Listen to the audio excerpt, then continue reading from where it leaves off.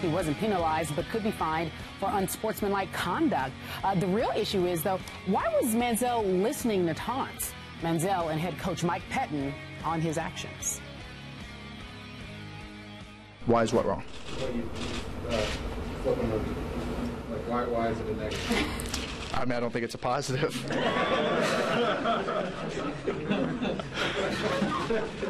I mean, is it a distraction or is it just? No distraction at all. I mean, it's not a big deal to me. I think I need to, like I said, hold my composure better, but it's a gesture. He does not sit well, and I was informed of it after the game, and it's disappointing. I mean, because what we talk about is being poised and being focused.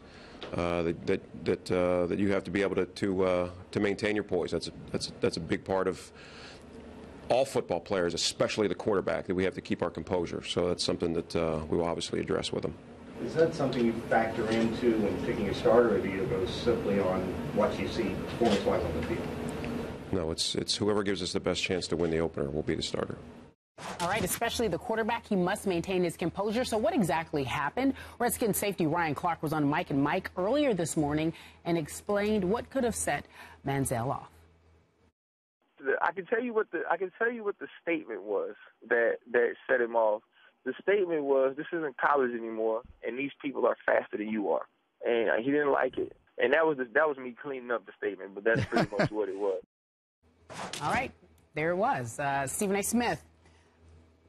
His actions last night, how does it affect the quarterback battle? Well, I'm quite sure, considering the age that we live in, social media, the media storm that it ultimately creates, that it could potentially have a negative impact on him because it's going to be perceived as him not being mature. Yeah. And clearly there's a maturity level that he has to reach. I will remind everybody he's 22 years old.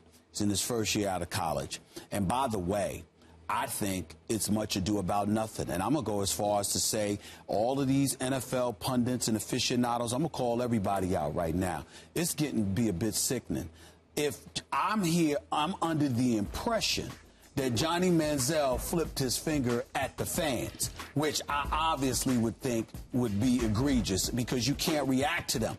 But I'm like, wait a minute. I'm like, pause. This was at the Redskins? Right. Because the Redskins was saying something to him, and he was flipping the bird at his opponent?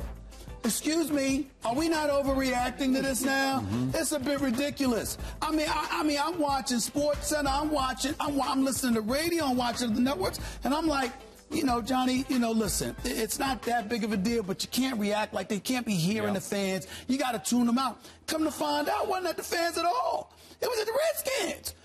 You mean your opponent? You mean your opponent that's talking smack to you? The opponents that don't have the microphone on them and Lord knows what they're saying to you while they're trying to smack you upside your head and cut you off at the knees and body slam you?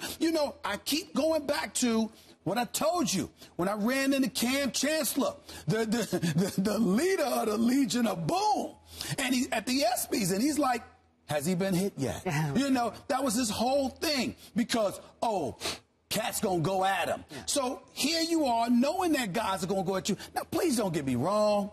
Let's not lose perspective here. I am not advocating that it is okay for you to flip the bird at somebody, especially with the cameras rolling. But the cameras are always rolling. Right. Especially on him. I understand it, but what I'm saying is the flip side to it is can we gather clarity here? I mean, I was under the impression initially until I woke up this morning that it was at the fans because all you heard was he flipped the middle finger. So I'm thinking, can't react like that towards the fans. Got to tune them out, got to ignore them, blah, blah, blah. But if it's towards the Redskins, is it really that big of a deal when we got the lead Sports Center and everybody's got to talk about it as if it's breaking news and back page headlines and leading.com and trending on Twitter? And for what? Because that's your opponent? And that's how you felt about them because Lord knows what they were speaking. Thank God for Ryan Clark coming on Mike and Mike and saying, well, we didn't say it in those terms. Yeah. Right. Obviously, it can't be repeated, but that was basically the message and he didn't like it. At least somebody had the decency to be honest about the fact that you were coming at him. Now, we can sit there and say, well, you can't do that. Yep. But at the same time, How come we always look at the end result and we don't look at what leads up to it? How do we ignore that? That's all I'm trying to say here. It's not the wisest thing to do. You got to tune it out or whatever. But if you sit there and listen to NFL Network and how they mic you in NFL films, do you hear the stuff that these dudes say to each other? Yeah. I mean, do you hear? Because you're competing. And we're touching in the dangerous territory. Obviously, again, not advocating the use of the middle finger.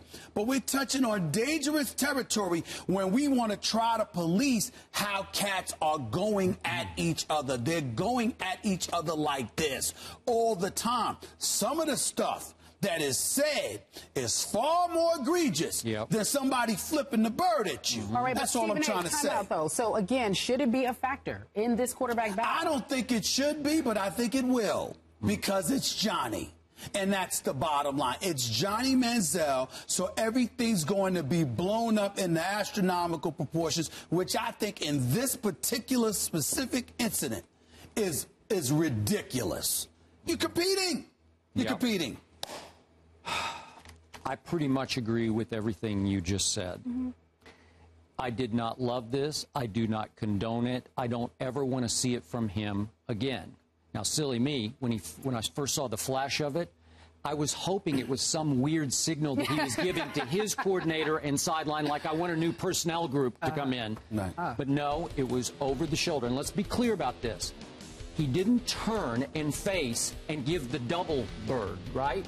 He flipped it over his shoulder without turning to look. Am I right about that? Okay, so it's basically Johnny Manziel saying whatever to you. He's saying whatever you think is fine, heck with you. Now, the reason I would not hold this against him as far as winning and losing the job is you better believe this is part and parcel of the Johnny football package. If you watched him in college, and I watched every play he ran, he was a notorious trash talker in the Southeastern Conference. Not an initiator, a responder. If you started it, he would try to finish it. Do you remember the Rice game that started off this year? Started off last year, and the coach went in his face like, what you doing? He had to sit the first half. Remember his silly suspension for a half? And then he throws a touchdown pass. They're all over him doing the money sign to him. And what happened? Kevin Sumlin walks him all the way from the end zone back to the bench and benched him, took him out of the game, and told the press afterwards, I'm paraphrasing, but he basically said, it's a foolish penalty because they're going to be chirping at him every week in this league that we're about to play in, and you can't let it get to you. Well, clearly, you can't let the Redskins get to you. And I get it. They were over in the first sack that Rapo's over and did it. So after a while, he just couldn't take it. Now, here's the point. And do not miss this point about Johnny football. The more he trash talks and the madder he gets, the better he plays. You better believe it. I saw it again and again. The madder he got at the Auburn Tigers at Texas A&M, the more plays he made. It's part and parcel. And if you don't like it, you should cut him, cut loose, cut bait, and let him go somewhere else. You're saying that's who he is as a quarterback. Yes, it is. Now, I don't want to see that composure. I don't want to see the middle finger anymore, but the trash talk is part of who he is. Listen, bottom line is this, man. Listen, if opponents are looking at you and calling you everything but the child of God, okay, how is that less egregious than the middle finger? Because it's more visual? I mean, is that what it is? All I'm trying to say is this. I don't want to see the NFL involved in all this. Oh, they're going to review the tapes. And after that, they're going to fine them. Well, they're going to fine them. Well, you going to fine somebody for what they were saying to them? Let it go. You can't see what they're saying. All right, that's fine. That's the whole point. And that's the whole point of all of this. And then if that's going to be the case, because the NFL is going to find you, can we at least have the decency as members of the Fourth Estate to fall back and just say, you know what, this really ain't a big deal. I'm watching people out there. I mean, listen, we got people, I'm sorry to bring this up, we got people in the NFL getting arrested, man. Arrested. Yeah. So and we talking about Johnny Manziel. We treat like he committed a crime. Yeah. What? Am I gonna sit here and tell you that I didn't give people the middle finger? You're damn right I have in the past. And I mean, come on, man. It's just because it's ridiculous. He's a quarterback with a reputation. Listen, it's ridiculous.